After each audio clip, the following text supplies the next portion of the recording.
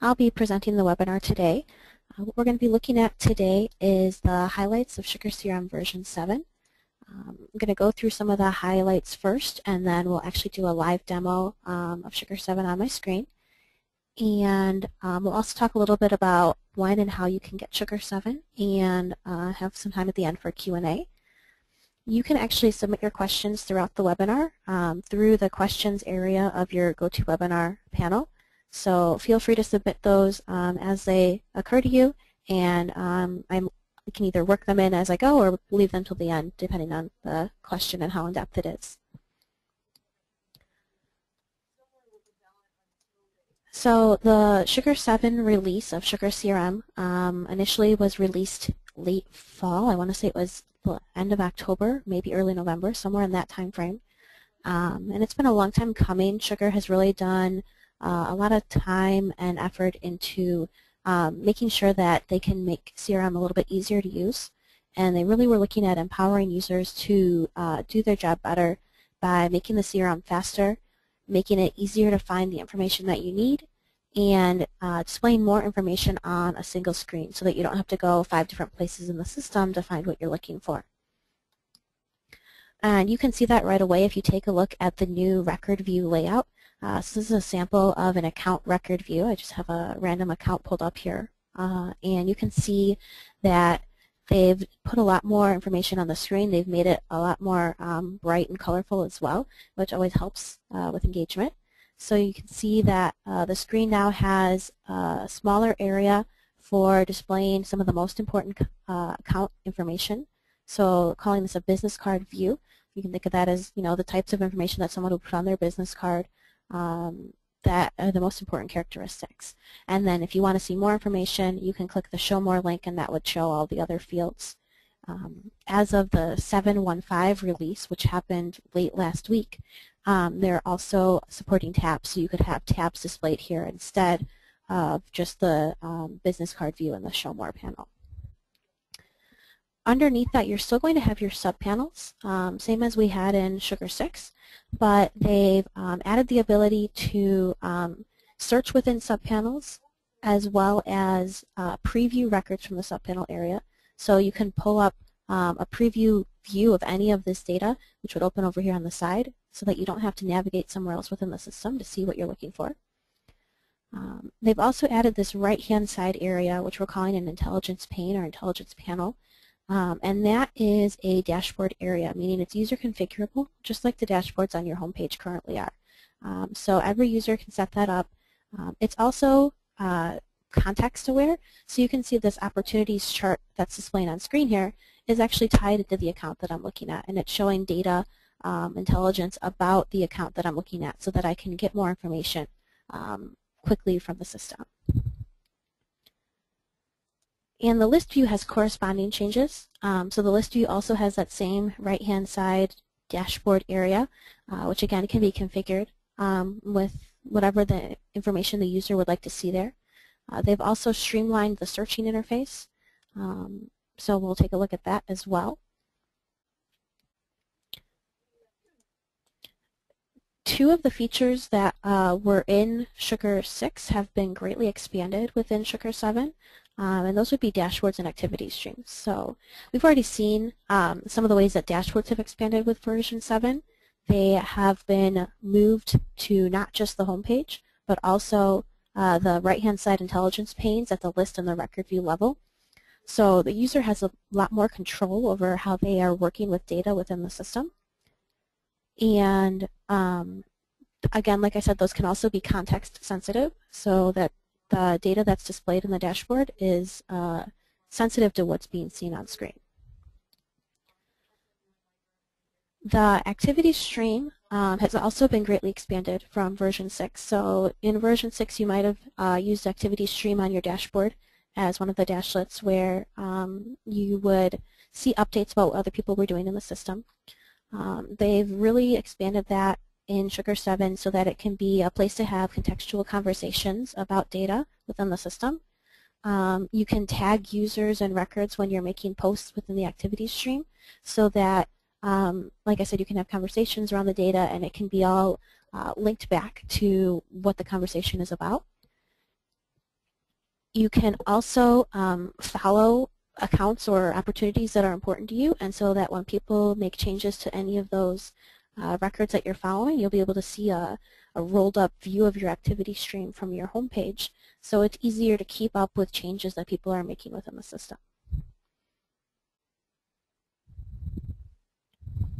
And I mentioned before that the searching interface has been updated to make it a little bit more intuitive for users. So the global search still continues to be available on your navigation bar, and it does use full text searching. It also has added the ability to filter that. So if you want to use global search tool, but you only want to search within specific modules, you can actually narrow that down on a search by search basis. And the module searching interface has been cleaned up as well. So rather than having a basic and advanced search, two different interfaces that users had to navigate and switch between, it's all been streamlined into one single interface where you can select which field you want to search and then enter your search query. And you can add as many fields as you want into your search.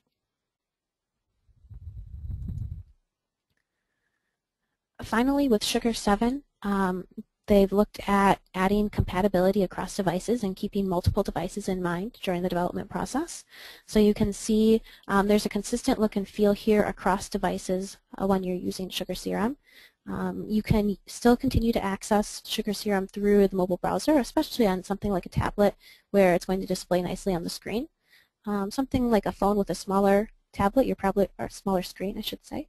You're probably going to be using the SugarCRM app, which was released last summer and works with versions 6, 7, and higher. And they did a lot to really revamp the older Sugar mobile app and just add a lot of new features there, which is pretty awesome as well. So with that introduction, let me go ahead and pull up SugarCRM here on screen. And I'm just going to log in as a sales representative Chris Oliver here into my demo system. This all has dummy data in it for us to play around with. You can see here is my new home page with SugarCRM. So in concept very similar to what you're used to seeing in Sugar 6. You've got your dashboard, which every user can set up differently so that they can see the data that's most relevant to them when they log in every day. You can set up multiple dashboards as well, so it looks like I have two set up here. I have a home page and I have a sales report page as well, so I can have different tools available and different views of information within the system. They've added a few new charts and dashlets, such as this new forecasting one that helps me see if I'm on track to meet my quota. So comparing my quota versus what I've closed versus what I've forecasted is likely to close, so that I can see my current deficit as well as whether I'm likely to meet that quota or not.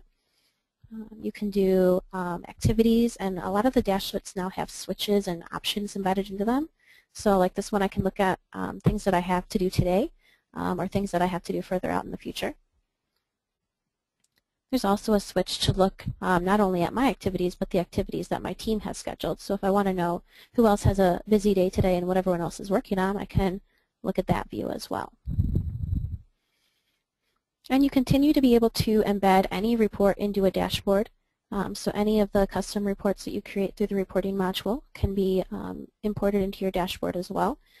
They also have new functionality here so that you can actually turn off different categories or groupings within the data. So if Chris wants to only take a look at his own leads and see how that breakdown occurs, he can actually turn off all of the other users here and just look at his own data. And you have list functionality as well so that you can embed lists within your dashboard, making it easy to pull up whatever data that you need here. So let's go ahead and pull up an account. We'll take a look at the CloudView Systems account here.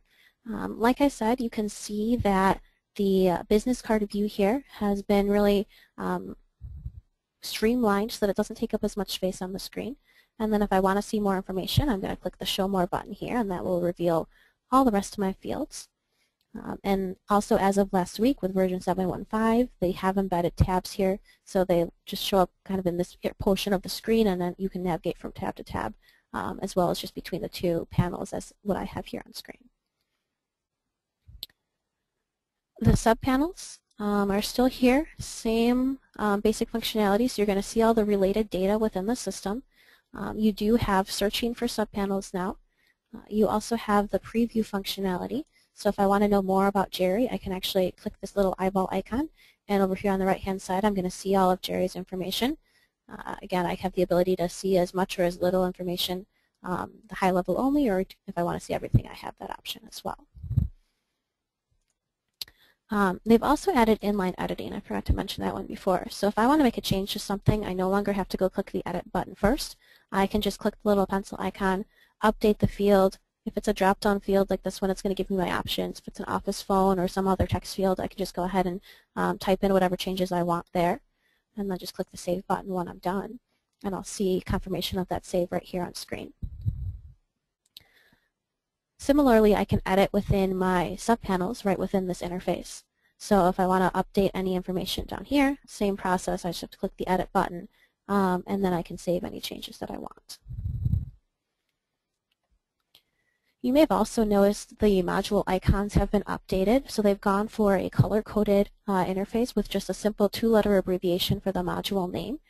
For most modules, it's the first 2 letters of the module name. And those become really useful once you start working within the system. I think it took me less than a week to internalize the color coding so that I automatically know that dark green is contacts and lighter green is accounts and purple is opportunities, etc. That means that when I'm scanning the system for information, it makes it easier for me to find what I'm looking for. And we're going to see those same icons used in the activity stream once I look at that in a few minutes here. And then the right-hand side of the screen, again, is our dashboard area, our intelligence pane area. These can be context-sensitive dashboards, so this is showing me opportunity metrics and case summaries for this particular account, making it fast and easy when I pull up an account for me to get a quick understanding of what's happening with this account. Now I can see we've got a couple of active opportunities, a couple that we've won, and then a couple small ones that we've lost here. I'm not going to be blindsided by an open customer support case because I'm going to have this visual chart right here that they have 2 open cases right now, one of which is currently being worked on, the other one of which we're waiting on input from them. So if I'm getting ready to call CloudView, again, I have quick, high-level visibility into that information. I can also start embedding social intelligence within this area. So this particular dashboard that I have set up is a Google News search. And for a made-up company like CloudView, it doesn't actually give me very much useful data. But if this was an actual company name, I would be able to see all of the recent news around this company because it's just doing a Google search for news about that. The activities and history subpanels have also moved over into the dashboard area, again, freeing up more space on screen for some of the other information that we want to see within the system. And then besides the subpanel view, I also have an activity stream view within my account record. So this is almost like a Facebook wall within my CRM system. This is chronological, going backwards in time, so I can see all of the changes that have happened in terms of data with this account, as well as any notes or conversations that anyone has entered into the system. And again, you can see those color-coded icons here, making it easy to scan. If I was looking for any opportunity updates, I would scan for the purple color, and it looks like I have to go back quite a bit to find anything related to an opportunity within the history. This is going to include system-generated posts, such as connection of new data, so a new contact was added to this account, a new phone call was added to the account. We'll also show changes to audited fields, so you can see when I updated the office phone before, it actually added that into the activity stream as well. And then you can do user-generated posts so that I can enter my notes here and share them out with everyone who's following the account. Like I said before, you can also tag users, so if I want to send a note to my manager Jim about this account, I can start typing @ and his name, and it's going to pop up and find any matches within our users so that I can send him a note around this account.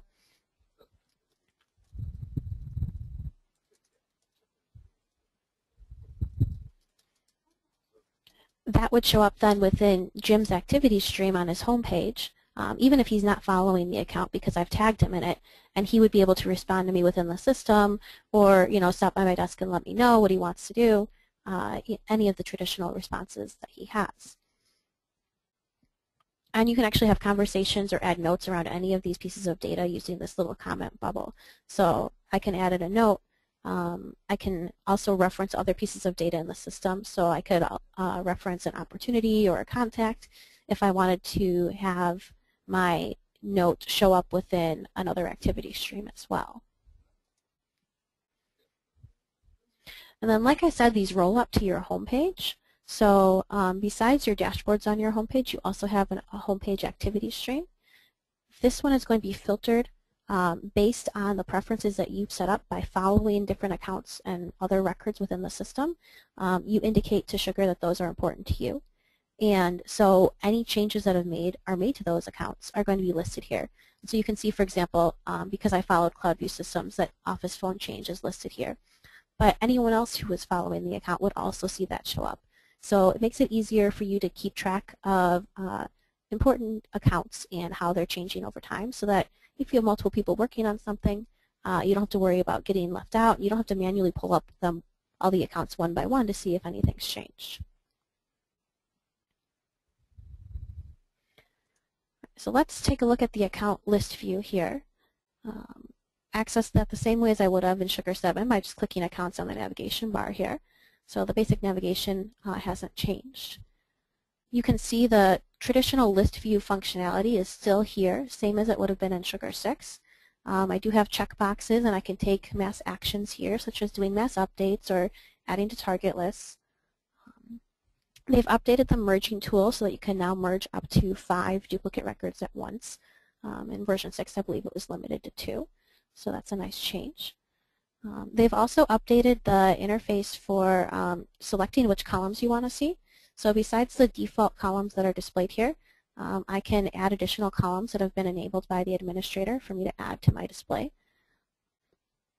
And it's going to remember those settings from session to session. So the next time I pull up the accounts list, it's going to automatically show me what type of account they are here, as well as some of the other information that I've selected. Again, you have a right-hand side dashboard intelligence pane area where you can add in charts and lists of information that are relevant, so information that would help you when you're looking at a list of accounts. I'm not sure that the ones I have here are, but they can be tied in to the list of accounts that you're viewing, so that as you apply a search or a filter to this list, it could actually update these dashboards depending on if they're set to do that. Speaking of which, if I want to filter this list of records down so that instead of looking at all accounts, maybe I'm looking only at accounts assigned to me, I can do that really simply and really cleanly up here at the top. There are a group of pre-built filters within every module, including records assigned to the current user and their favorites, as well as recently viewed and recently created records. But users also have the ability to create their own filters, and so this really gives you almost unlimited searching options. You can select any field that you want to search by, provided the administrator has enabled that field for searching, of course. So the administrator does still retain some control over this interface, but any of the enabled fields are selectable. You'll have different operator options based on which field you've selected, and then you can go ahead and select the appropriate values for your search. So I can select different types of accounts that I might want to see here. And if I want to further narrow this list down, I can add as many fields as I want into my search. And again, I have this full list to select from so that I can filter this out in any way that I want. Okay, and again, I can keep adding different criteria until I'm satisfied with the search here.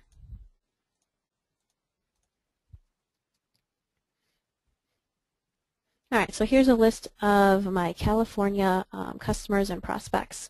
And if that's something that is something that I would reuse, a search that would be useful to me in more than just sort of this one-time, one-off searching, I can actually save that as a filter and add it to my list of filters so that the next time I want to look at my California customers and prospects, hopefully that name isn't too long. Okay, good. It's already pre-created, pre-saved for me, and I can just select it from the list, and it will reapply the search and run that. And go back to the full list here. It also starts searching as you're typing here, so you don't have to wait necessarily for for the whole search to be entered before the results start to appear. That's also true up here in global search. So I don't necessarily have to hit enter, although I can. It's not going to object if I do, but it will also start searching as soon as I start typing. So the search results will start showing up faster.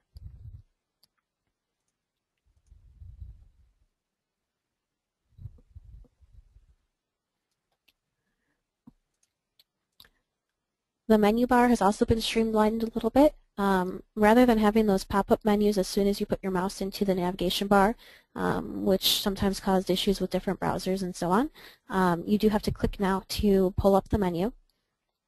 You're still going to have your basic actions available, as well as your recently viewed records and a list of your favorite records as well. So they're still quick and easy to access. I'm going to go ahead and pull up an opportunity here. One of the new features in Sugar 7 is the Revenue Line Items module, and this is a feature that's available for enterprise subscriptions and above. And what it allows companies to do is to do a little bit more focused forecasting, where you can forecast actually on a revenue line item basis. So it's almost like having opportunities within an opportunity. You can actually track sales stages, probabilities, and closing dates to each particular revenue line item, each particular component of a sale. They are then forecasted separately as well. You now have the ability to determine which items to include and which to exclude from your forecast. So if there's something that you're not feeling as confident about, you don't have to include that in your forecast, but you can still track it within an opportunity. If you don't have an enterprise or above subscription, if you're on the professional version of Sugar, you continue to be able to track sales stages and opportunities within an opportunity level, and you can forecast for your opportunities as well with the same include and exclude functionality.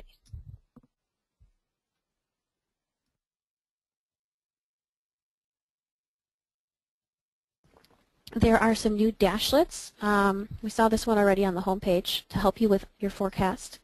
So you can put them again throughout the system on your home page, on an opportunity view like this one. We'll also see them on the forecasting worksheet. There's a graphical representation as well. So comparing your quota versus what you're forecasting is likely to complete within the time period, in this case quarterly.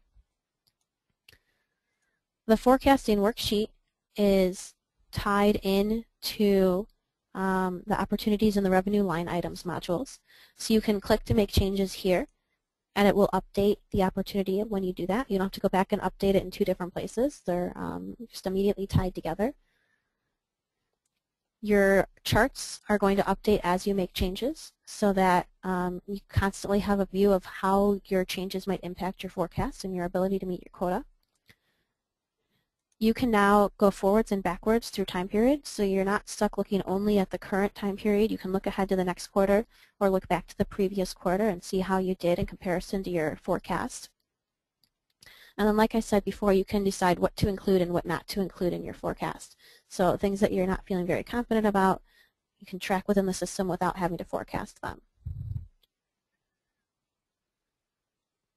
Up at the top, you're going to see the last time that you committed your forecast, what that amount was, and then how it's changed since then. So because I've excluded a few things, my forecasted amount has actually dropped since then.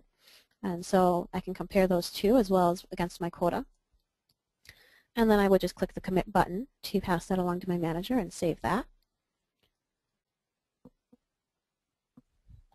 Managers continue to have the ability to assign quotas to users and make adjustments to the forecast that users have submitted, especially when you have larger organizations with multiple levels of management.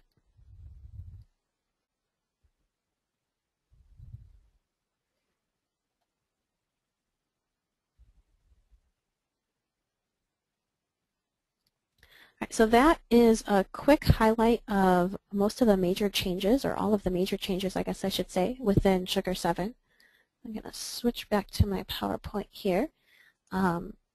Just so you can keep this in mind, things that are not immediately changed in version 7. So in the current 7.0 and 7.1 releases of Sugar, there are some modules that are in backwards compatibility mode, meaning that they are still using the old 6.x interface. That includes the activities modules, documents, campaigns, quotes, knowledge base, reports, and most of the admin functionality as well, including workflows and users and security. Now, most, if not all of those things are on the roadmap for the next couple of releases of Sugar. So they are looking at making updates to all of those modules. But they started with the core functionality and making sure that they'd be able to release Sugar 7 with the most important core functionality updated.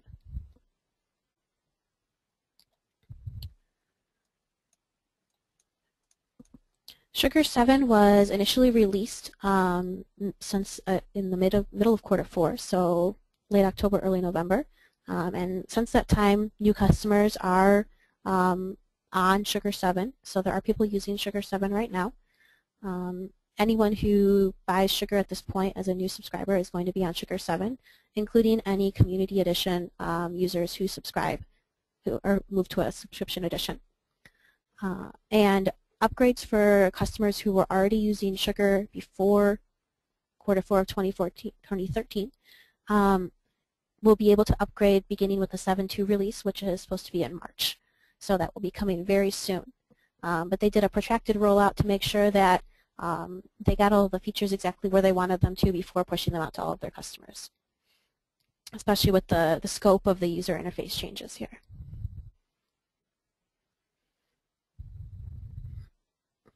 I know we marketed this event to a lot of our Community Edition contacts. So just in case everyone isn't aware about the differences between Community Edition and subscription editions of Sugar, I thought I'd highlight a few of them here. Obviously the new interface, the new user interface is one of the major differences at this point. If you upgrade to a subscription edition of Sugar, you would be on the new Sugar 7 interface. Sugar Mobile is another great new capability that they've launched within the past year.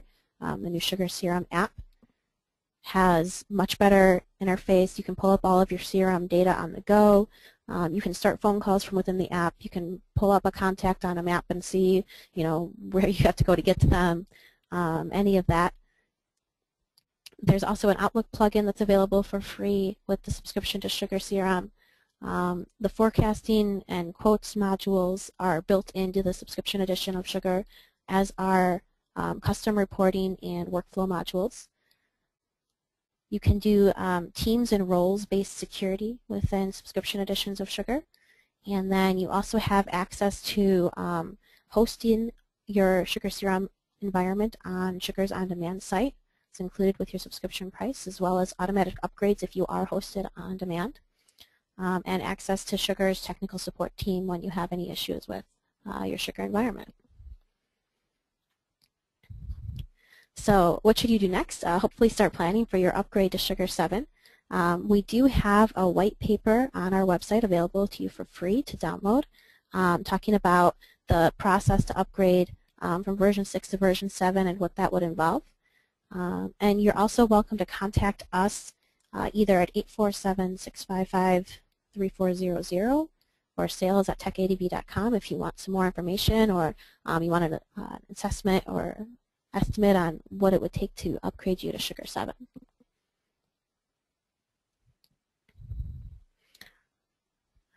And that is the end of our content here, because we do want to have time for question and answer. So if you have any questions, please, again, use the questions area within GoToWebinar to submit those. Do have one question so far. The new filter operations replaces the basic advanced search operation. Yes, that's correct. So version 6.x had the basic and the advanced search interfaces, and they've streamlined that into the single filtering interface within version 7. So it takes up a lot less space on screen, and it's a little bit more intuitive to use because it's consistent, rather than confusing users by sometimes showing them basic search and sometimes showing them advanced search. It always looks the same.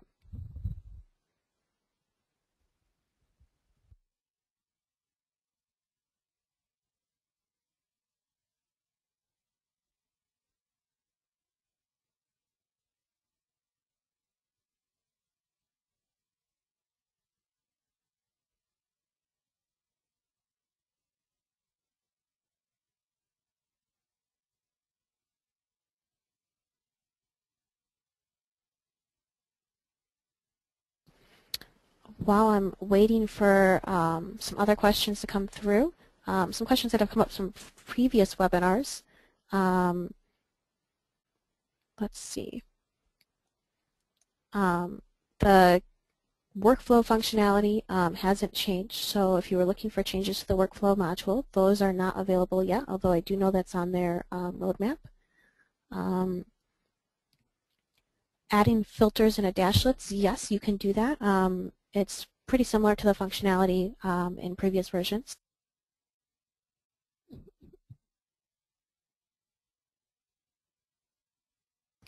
Every dashlet has settings, so you can configure any of the settings that you want to for that dashlet, except for apparently that one, which doesn't have any at all.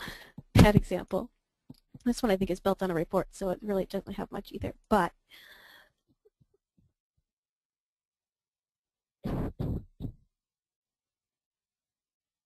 excuse me just a second.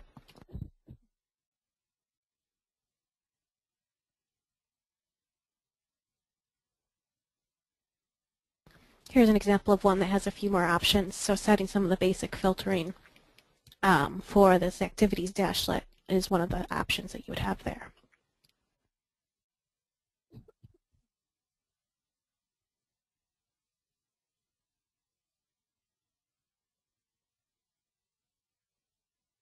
The current mobile app is called SugarCRM. It has, let's see, the newer color-coded icon. So it's got the black and red cube as opposed to the blue cube as its module icon. And that's available on the iOS and Android devices.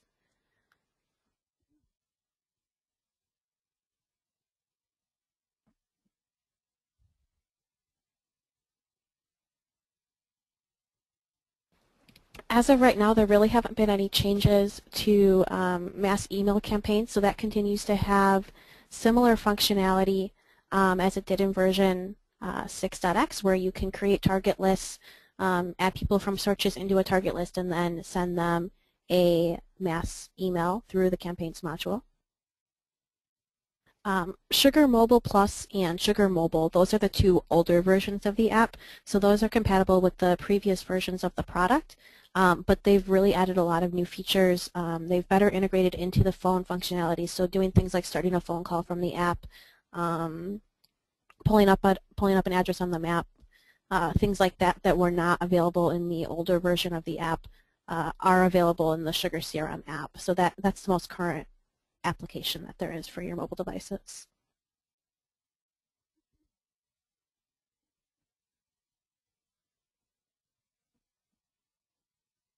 And since I'm getting a few different questions on the mobile app here, I can actually pull up my phone on screen and show that to you. Give me just a second to get that up here. All right, so when you log in through the mobile app, this is again the SugarCRM app, the newest app for SugarCRM. On your homepage, you're going to see recent upcoming events as well as anything that you've recently updated in the system. So it's taking its best guess as to what you might want to see. There's a search tool up here similar to global search. I can search throughout the system for whatever data I need. I can also click the plus icon up here if I just want to add in something to the database, whether that's a new lead or a new contact, an opportunity, an activity. I can add any of those from here. And then if I click the sugar cube icon over on the left side, that's going to bring up a list of all the modules, so I can drill down into a module from there. Again, I'm going to have a search tool. I also have filters for my favorite icons and things assigned to me. So it looks like I have that one on right now. I can tap to pull up any of these accounts. I'm going to have some of the high-level account information up at the top of my screen. All of my subpanels down at the bottom of the screen. So if I need to access any of that data, I can just tap to see all of that within the system. If I tap in the top area of the screen, it's going to go into an edit mode where I can see more of the information, more of the fields as configured by the administrator. There is a separate layout for the mobile app, so if you have custom fields, for example, you need to add those to your mobile layout if you want them to appear within the app. But you can come on in and change any of these values. And it does require the internet connection, obviously, to make that connection. They're looking at adding offline capabilities within the next couple months, though, for the mobile app as well. And then these icons over here in the middle are actually my favorite part. This is where I can start a phone call to this account, an email, a text message, or pull them up on a map. This one would actually open up attachments that have been connected to the account as well. So that all just ties into your phone functionality. If you call someone, when you hang up, it actually automatically prompts you to log that into the history as well. So it automatically fills in the time, date, and gives you a place to put in your notes so that it makes it really easy for users to log their calls. If I'm trying to drive around and find account view or cloud view systems and I'm getting lost, I can pull them up and hit the little mapping icon and pull up their address within my mapping application.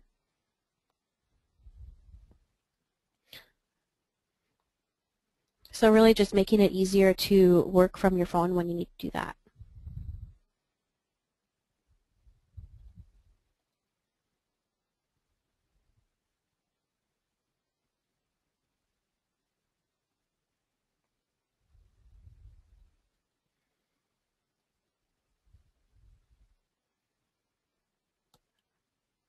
Got another question about dashlet filtering.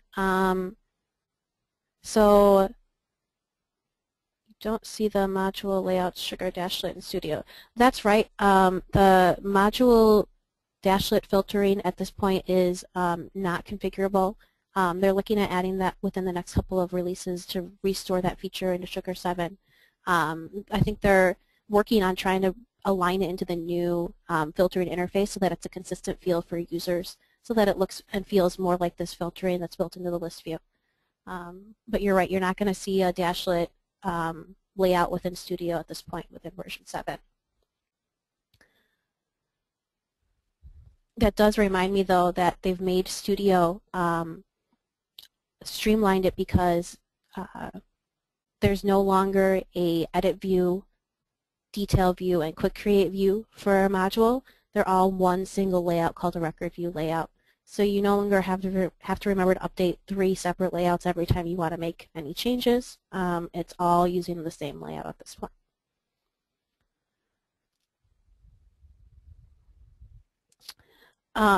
Again, the mobile app right now does not have offline capability, but that is coming very shortly. So I believe it's supposed to be tied to the 7.2 release in March, although it could be coming slightly after that.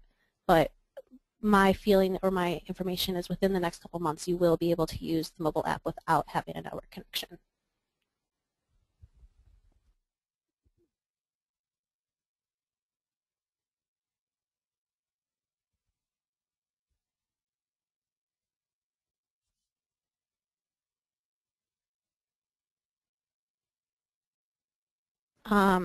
Got a question about having the ability to host your own release of Sugar 7. 7.1 actually included the ability to host it on your own server as well, as long as you're on a LAMP stack. With 7.2, they're going to start supporting other versions of your own server as well. So if you're not LAMP, you can start doing that with 7.2.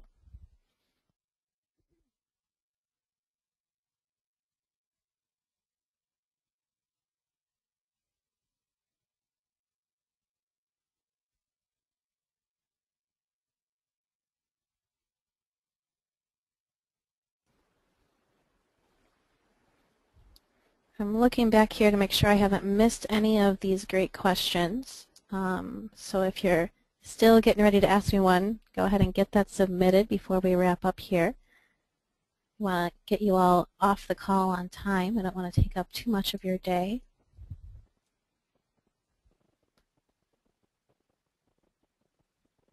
I believe I've answered all of these at this point.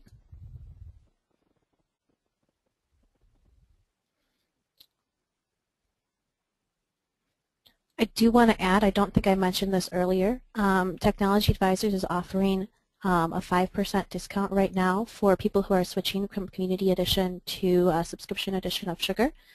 So if that's something that you're interested in, again, let me put our contact information up here on screen.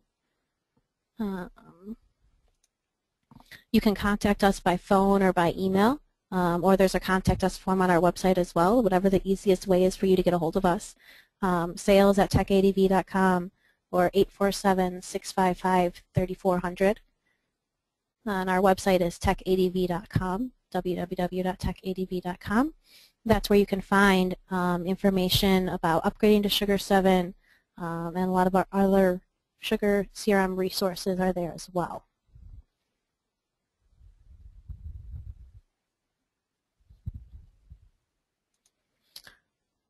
It's been a couple of minutes since I've gotten any questions, so I'm going to operate under the assumption that no one has any more questions left. If you're still frantically typing something to me, you can click the raise your hand icon and I'll see that pop up instantly. But if I don't see one of those pop up here, I guess I'm going to go ahead and sign off and say once again thank you all for coming, and we hope to hear from you soon about upgrading to Sugar 7. Thanks. Bye. The organizer